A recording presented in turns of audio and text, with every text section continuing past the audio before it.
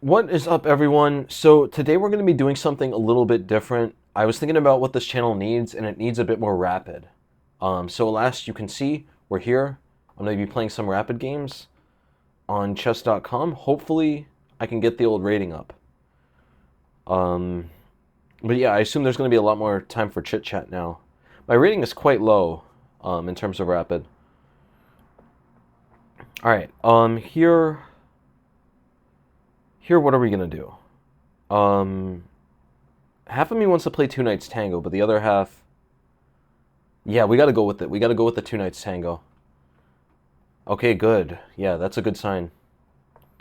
All right, the classic Black Knights Tango. E4, we'll play Knight G6. And yeah, Bishop is going to come out to C5. Everything is going to be good.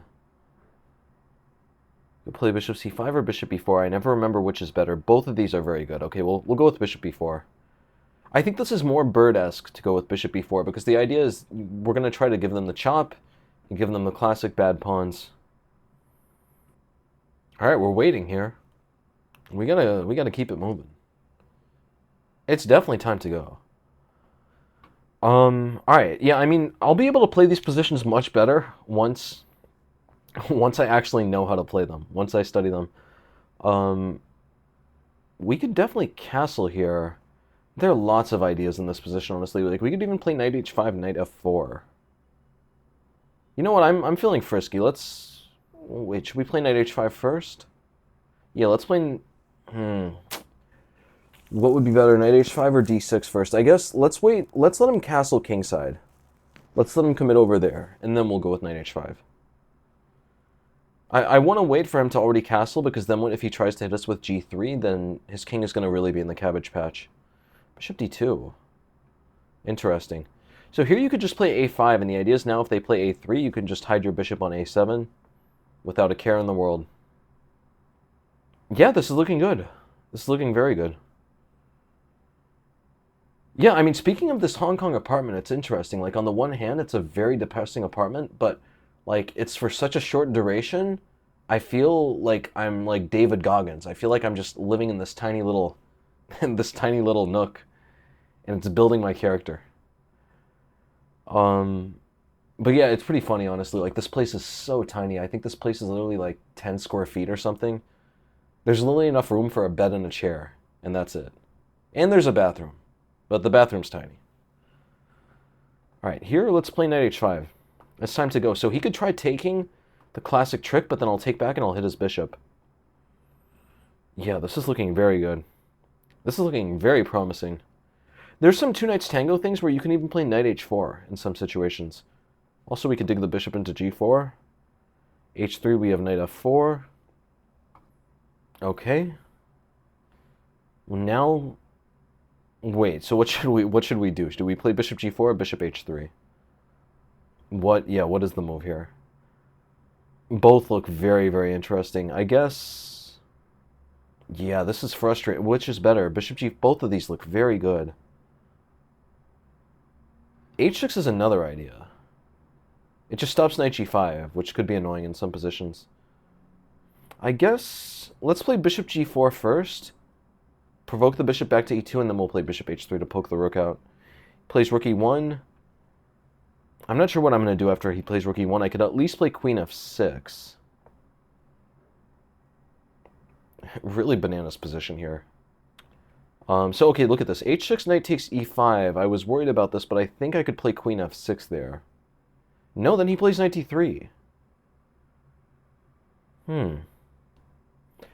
H6, knight takes E5. We have knight takes, bishop takes. I can take on C4 or play Knight D3. I'm not taking the draw, man.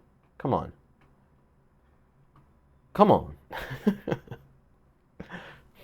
This is instructional chess. I can't be taking the draw.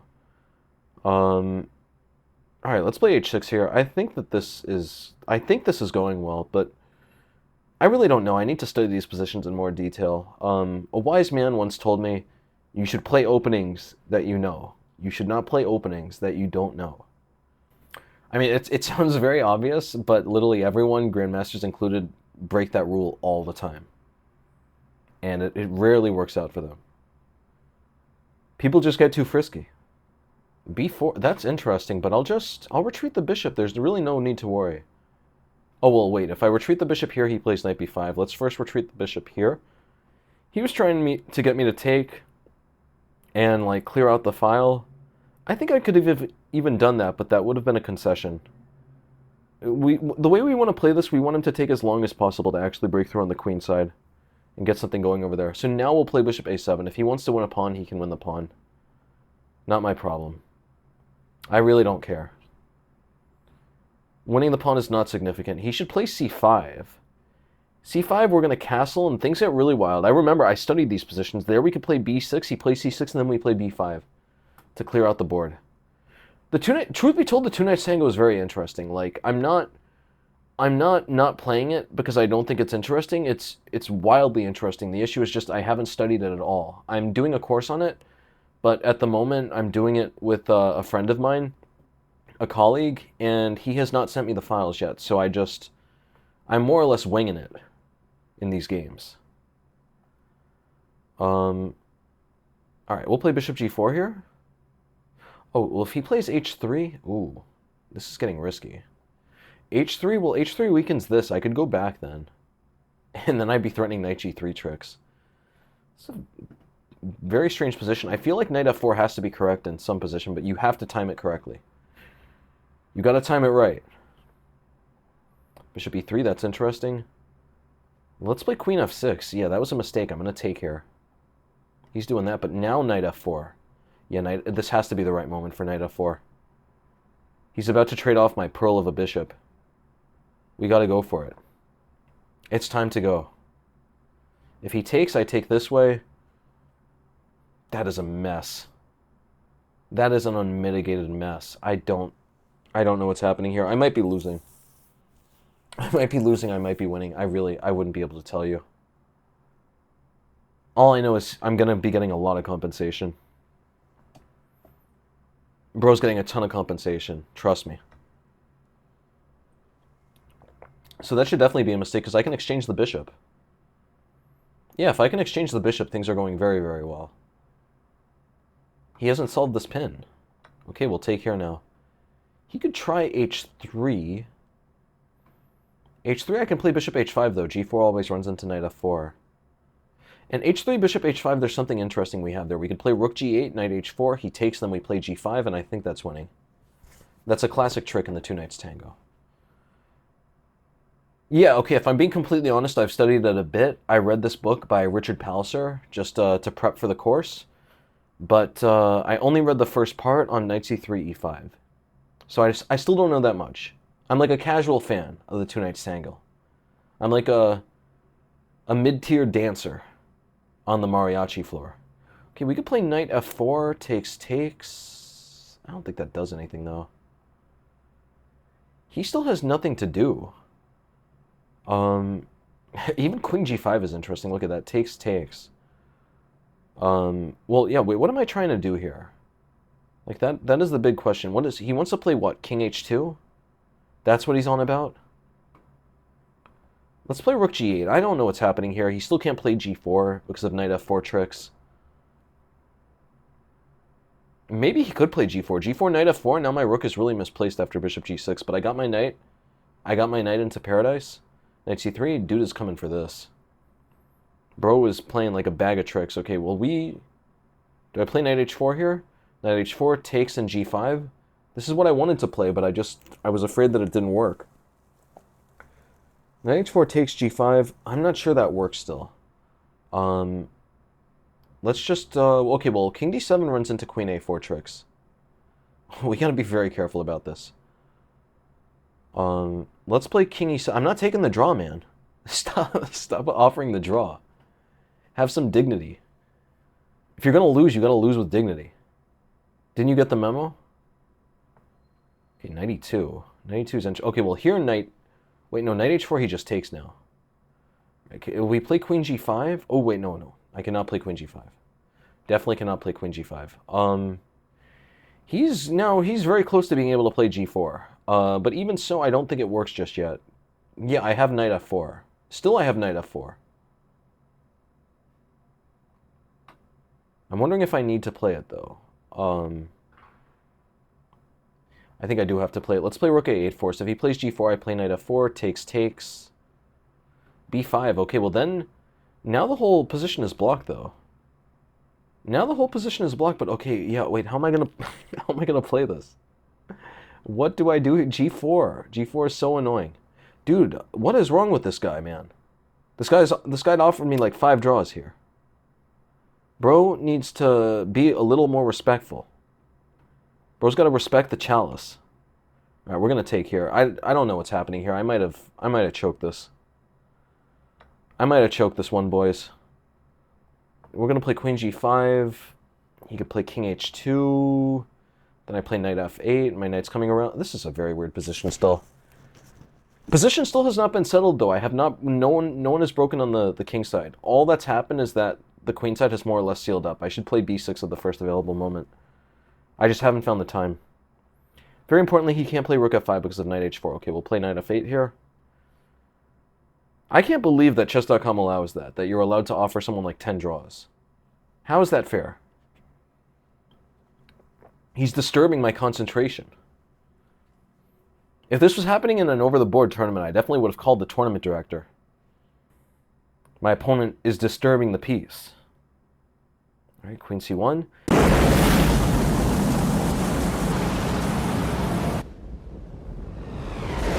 He wants to take. I'm actually fine with that, though, because that's the famous type of position. If he lets me take here like this, he's going to get a weakness on the h-file. That's not good. He's getting a little too careless in the cabbage patch. And my knight's coming to c5. He actually has some real problems to solve now. It's going to take me a while, but eventually I'm going to put both my rooks on the h-file. Then he's going to have an uncomfortable question. Does he advance g4 and weaken more squares? All right, I guess he's doing it. I guess he's doing it without prompting. He'll play knight g3, and then I just play g6. His knight is dead there. Yeah, very importantly, he can't double on the f-file. The f-file is where he would have a target, but like, how would he ever do it? If he puts his rook here, I'm going to take. He's not going to have time to put one rook here and then put the other rook on f3. That's another bad move, man. What is this guy doing? I'm not sure if I should play b6 here. My knight might want to use... Actually, this is very important, guys. You don't want to play b6 here because eventually our king might need a route in, and eventually this could become a really useful route for the king. You always want to, like, really appreciate the nuances, right? b6 might be a little annoying, but especially now that his rook is tied to this a-pawn, it's just not going to be an issue. I'm going to slowly put pressure here. Let's play rook h7, perfect square, defending f7, and also preparing to double. Okay. Yeah. This is turning into a really beautiful game. His rook also... So, this is cool as well. His rook needs to watch this square. If his rook allows my knight in, then he's in really serious trouble. He has to play f3 here. He's almost in zugzwang here. I'm going to just start moving over. He has to play rook h2 and rook h1. I wonder if he's going to spot that. If he moves this rook, knight d3, and the knight f4 is the end of the game. Well, okay, I guess technically he could play knight e2 there. He could still keep the fight going, but things are getting very tricky. My king is slowly walking in.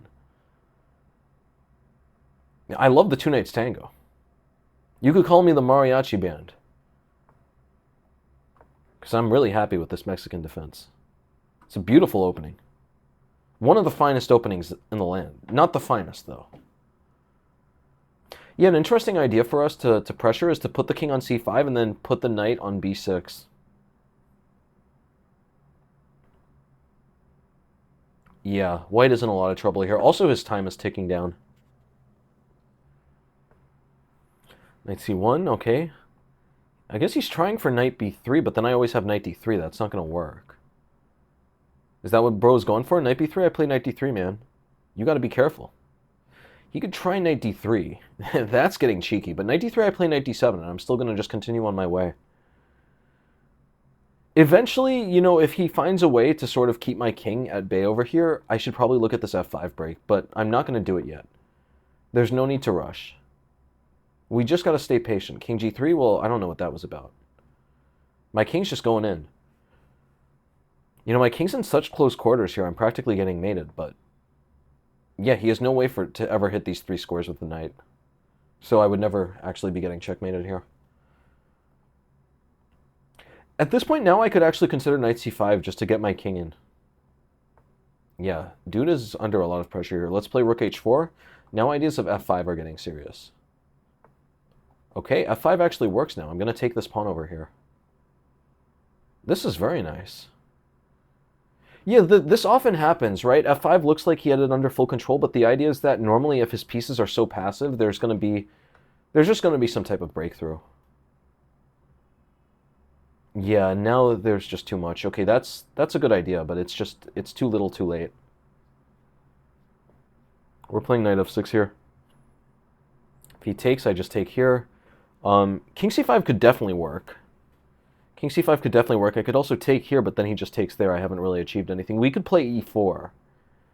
e4 is a nice idea, but I don't think it's necessary yet. We could play king c5. Dude, what is wrong with this guy, man? Okay, I finally found the button. I can just disable... Why would I ever take a draw in this position? The man has 10 seconds. He's practically lost here. King c5, knight d3. Am I getting mated there? No. King d4. No, he has no tricks, and then I'm finally breaking through with takes and knight takes. Yeah, this is tricky, though. King c5, takes. I take on c4. That looks completely over. Even that's tricky, though, actually. Like, this is not that simple a position. We could also try f4, actually. f4... The idea of f4 is that then I would be playing for e4 in some positions, but no, f4, he plays knight e4, takes. He has better drawing chances than before there. Let's play king c5. If he takes here, I'm going to play king b4. His pieces are too discoordinated to ever really mount a checkmating attack here. Alright, nice, we got the win. I got 2 blacks in a row, this ain't fair. Okay, d4, we're going to go with the 2 knights tango again. We'll play e6, throw the bishop to b4. Classic Bogo Indian. Bogo Indian meets 2 knights tango. Okay, we'll drop the bishop back. So the idea here is that the knight is actually misplaced. Do not be afraid, people. The idea is that when we play e5, if he plays d5, his knight is really, really misplaced over on that square. Let's play a5 first, though. I like securing these squares. This is looking good. e5, okay, they play d5, then we play knight b8. Really not a problem. Knight e4 is interesting. Knight e4, can I just play knight e8, though? Can I get frisky with it? Yeah, let's play knight e8. His knight's actually misplaced here. We're going to play f5.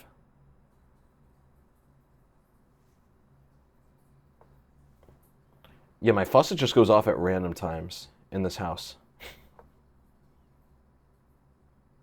Don't ask questions. I'm certainly not. This place is like $5 a night. I'm just joking. It's like $20 a night, but still, that's very cheap for Hong Kong. Hong Kong, most decent places are like $2,000, $2,500 a month. All right, f5. We have everything we wanted in this 2 knights tango. e4, we have f4. We could play knight f5.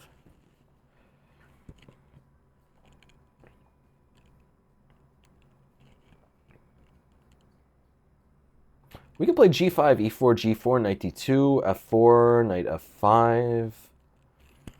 I don't know. I want to play g5, but I don't like e4 yet, because e4, f4, I have to give him this square. I want to play f4, but I should do it at a moment where this knight is covering this square. Or if my knight's here, then he never has the knight f5 idea. Let's start with g6 first. We're going to play knight g7. Okay, and then finally we're going to play g5, and if e4, I have f4. Knight's very, very good here. All right. Look at this pawn wall. He must be quivering in his boots if he's playing this position. Like, this is a very, very uncomfortable position to play now. He really has no obvious goalposts here. I guess he wants to trade pieces with knight h5. That's not going to do that much, though. Let's play knight a6, just put the knight on c5. Yeah, knight h5 is not much of a problem. I'm going to play bishop d7. b4, okay, we'll play bishop d7. Now the rook is defended. He's doing that. Okay, can we play... Well, queen e8, we have bishop a4 ideas. He's going to play knight h5, though. We could try f4, takes, knight h5, then we play knight f5, but then, yeah, if I play f4, I'm giving him a lot of squares. I don't want to give him squares if I don't have to. But where should my pieces go in the meantime? Okay, I guess we'll put the bishop on f6. I might be playing for e4 at some point. Well, there... That's a good move. That's a very good move. f4, knight h5. He's getting squares for his pieces. Man. Man, oh man, he's definitely getting some squares. I might have messed this up, honestly. I probably should have played e4 when I... Yeah, I definitely should have played e4. If I play e4, I didn't like the fact that I'm weakening this square, but his knights are nowhere close to it. That was silly of me. Alright. Yeah, okay, objectively, I should probably be slightly worse. g4 is interesting.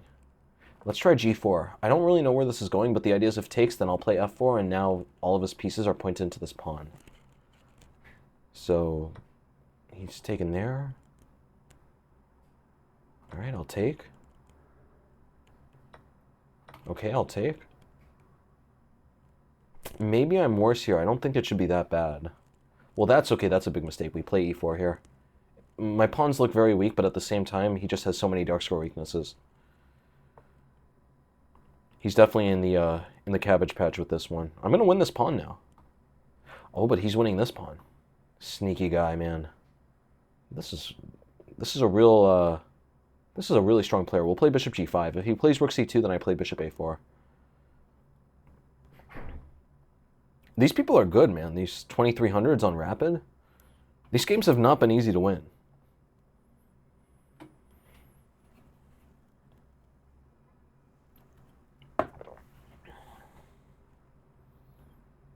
Maybe he's going to play queen d4. Yeah, queen d4 is a good idea. He's doing that. I guess he's going to play queen d4 later. I'm definitely just going to take while I have the chance. Okay, we'll take here. I'll just try to win as many pawns as possible. I got to be very careful, though. Okay, well, knight c5 here. He wants to play bishop b4. He can do that. That's a good move. Dude, these people are playing very, very well. These people are playing super scary, man.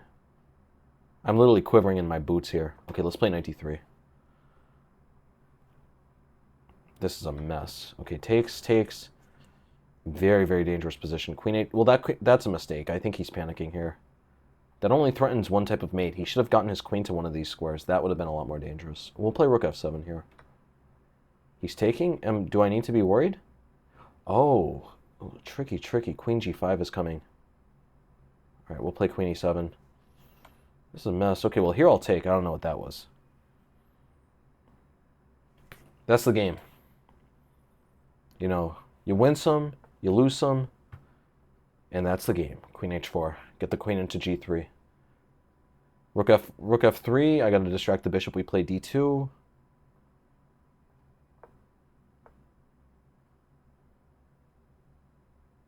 Let's play rook a2. Scoping out the checkmates. Have to keep the bishop to cover the square. Do not want to blunder that. Okay.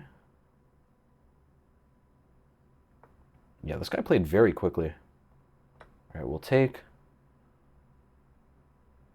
Throw in a check.